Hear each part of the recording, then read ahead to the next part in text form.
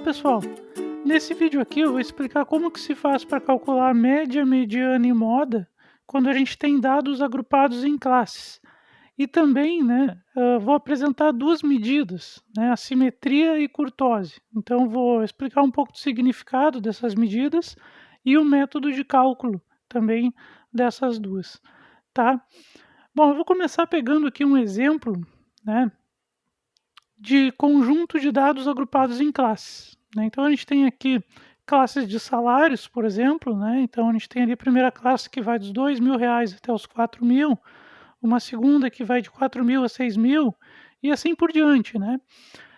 Então a gente tem aqui 4 classes, né, de salário e ali, né, à direita a frequência. Então, né, quantos dados, né, tem em cada classe, quantas pessoas então recebe aquela faixa salarial ali, né. Então eu vou exemplificar, né, o cálculo de cada uma das medidas a partir deste conjunto de dados aqui agrupados em classes. Bom, então primeiro, né, aqui a gente tem um histograma então desse conjunto de dados, né, então são os mesmos dados, só que aqui estão em histograma. Bom, a média aritmética. Como é que funciona, então, média aritmética para dados agrupados? A gente vai ter aí algumas notações novas, né?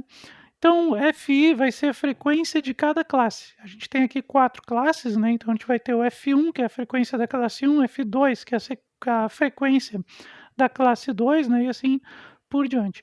E a gente vai ter aí também o XMI, que é o ponto médio de cada classe, que nada mais é do que a média, né, entre o menor e o maior valor da classe, né, o ponto médio da classe, né. E como que se faz para calcular a média aritmética, então, né, para os dados agrupados? Né, bem simples, pessoal. Talvez a notação aqui, né, dê a entender que é difícil, mas a gente vai ver no exemplo que é bem simples. Então a gente vai somar, hã, o número de termos, na verdade, vai ser o número de classes, né, então a gente vai somar vários termos e cada termo vai ser um produto, né, o produto da frequência da classe pelo ponto médio, né. Então a gente faz frequência vezes ponto médio para todas as classes e soma tudo isso. E divide pela soma de todas as frequências, tá. Vamos ver isso aplicado ao nosso conjunto aqui de exemplo, né. Então, a gente tem ali, ó, hã, então a média, né, x barra, né, a gente vai calcular a média aritmética então, né, e a gente vai multiplicar, simplesmente multiplicar então ali o 10, que é a frequência da classe 1, pelo ponto médio da classe 1, que é 3.000, né. A mesma coisa para a classe 2, né, e a frequência da classe 2 é 5, a gente vai multiplicar por 5.000, né, que é o ponto médio da classe 2, né, e também 3 vezes 7.000, né, para a classe 3 e 2 vezes 9.000 para a classe 4, né, frequência vezes ponto médio. E aí a gente vai somar tudo isso, né, então é isso que está sendo feito ali no numerador, na parte de cima da fração. No denominador a gente vai somar as frequências, né, então vai ser 10 mais 5 mais 3 mais 2, frequências de cada classe, tá. Depois a gente faz as contas, né, primeiro, né, multiplicação, depois soma, né, divide por 20, né, que é a soma das frequências, a gente vai chegar na nossa média ali que é 4.700. Mediana. Bom, para determinar a mediana, né, a gente vai precisar também definir algumas coisas antes. Então, primeiro tem um LI, né, o que que é o LI? É o limite inferior da classe mediana. Já vou comentar qual é a classe mediana, né, tem uma das classes ali que a gente tem que, saber, né, qual que é a classe mediana, já vou comentar. P, é a posição da mediana no conjunto total de dados, também chamado posto da mediana. Frequência, FA, né, frequência acumulada até a classe anterior à classe mediana, né, em relação à classe mediana. H é a amplitude da classe mediana e FMD é a frequência da classe mediana. Bom, a gente pode ver que todas as letras aqui se referem, todas as siglas, desculpem, né, se referem à classe mediana. E como que a gente sabe qual é a classe mediana? Bom, em primeiro lugar, né, a gente precisa lembrar da ideia de mediana, lá dos dados simples, né, vamos dizer assim. O que que é a mediana? É aquele valor que divide o conjunto de dados ao meio. Então seria ali onde é aquele dado que está na posição do meio. Essa que é a ideia básica, né, da mediana. O dado ou o valor, né, que não precisa necessariamente ser um dado conjunto, mas que divide o conjunto em 2. Para saber qual é a classe mediana, a gente vai simplesmente ver pelas frequências, né, a gente vai somando as frequências das classes. Quando chegar na metade, aquela é a classe mediana, porque a gente mantém essa ideia, né, de que a mediana é aquele valor, né, aquele dado que divide o conjunto ao meio. Então a gente vai simplesmente somando, né, aqui os dados até chegar na classe mediana. Se a gente for ver ali pelas frequências, ó, se a gente for acompanhar ali pelas frequências, então a gente tem ali 10, depois 5, depois 3, depois 2, né, respectivamente para cada classe. No total são 20 dados, né, são 20 frequências aqui, então são 20 dados. Então a gente vai ver aquela classe que tem os primeiros 10 dados. E qual é essa classe? É a primeira, né, a primeira classe tem 10 dados. O próximo dado vai estar na segunda classe, né, que é seria o 11º, né, depois vai ter 5 dados ali na segunda classe, 3 na terceira, enfim. Mas os 10 primeiros dados, ou seja, a primeira metade, está na primeira classe. Então essa é a classe mediana, tá? Então a primeira classe aqui no nosso exemplo é a classe mediana. Então tudo vai ser com base nessa classe. Então o LI, que é o limite inferior, vai ser o da primeira classe, que é 2.000, né? O limite inferior da classe mediana. O P é 10, né? Lembrando, o que é P? Né? Posição da mediana no conjunto total de dados. Então seria o 10º dado que aí vai estar na primeira classe. Frequência acumulada até a classe anterior, né? O FA. Frequência acumulada é a soma, né? Somando frequências. Como aqui a gente está na primeira classe, a classe anterior é a classe 0, não tem. Então não vai ter nenhum dado, na verdade a frequência vai ser 0, né? O H é a amplitude, né, da classe mediana. Essa classe vai de 2.000 até 4.000, então a amplitude dela, o tamanho dela é 2.000, né? É só fazer a diferença entre o maior e o menor valor. Então o H ali, né, a amplitude é 2.000. E a frequência da classe mediana é 10, né? Só olhar na tabela lá em cima, né, que é a frequência da classe mediana. Bom, aí a gente vai colocar na fórmula, então, para o cálculo da mediana para dados agrupados. Então vai ser 2.000, né, no lugar do LI, 10 no lugar do P, enfim, né, a gente vai fazer as substituições. Resolve primeiro o que tem dentro do parênteses, né, depois, no caso ali no parênteses vai ficar 10, né, e aí como tem denominador 10 a gente pode cortar, vai ficar 2.000 mais 2.000, então a mediana nesse caso é 4.000. Certo, pessoal? Então aquele salário, né, vamos dizer assim, que divide o conjunto ao meio. Faz sentido, porque exatamente no 4.000 fica 10 dados na primeira classe, né? E o restante, os outros 10 dados, estão depois desse valor de 4.000. Então até faz sentido aqui, né? Se a gente for intuitivamente também olhar ali na tabela. Às vezes é difícil de ver intuitivamente, então por isso que tem essa medida, né? E essa fórmula para calcular a mediana. Bom, a moda, né? A moda também segue a mesma ideia, né? O que é a moda lá nos dados simples, né? Aquele dado que mais aparece, que mais se repete. Então aqui a gente tem que definir uma classe modal. Assim como existe a classe mediana, também existe a classe modal. E a ideia continua sendo a mesma. Então, qual vai ser a classe modal? Vai ser aquela classe que tem o maior número de dados, né? Vamos dizer assim, onde eles, em tese, né, mais se repetem. Na verdade, pode ser que nenhum dado se repita, mas é onde aparecem mais dados, né, dentro daquela classe. Então, essa vai ser a classe modal. LI aqui vai ser o limite inferior da classe modal, nessa fórmula aqui para calcular a moda.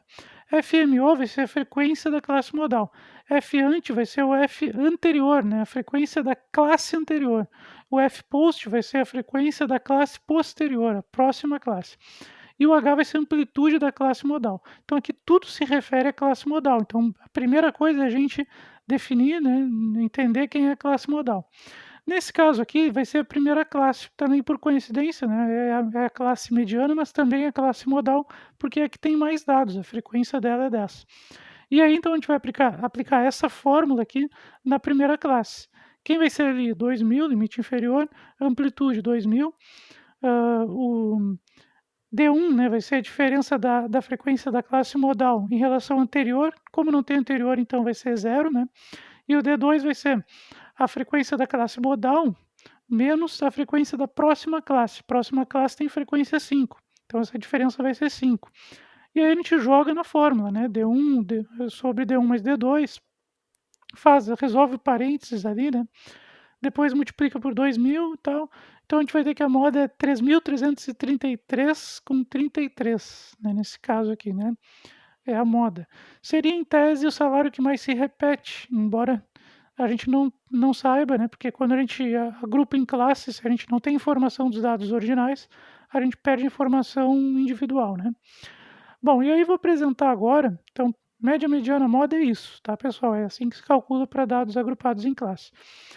A gente vai ver agora como que se calcula a simetria e curtose, o que significam, né, essas medidas, né.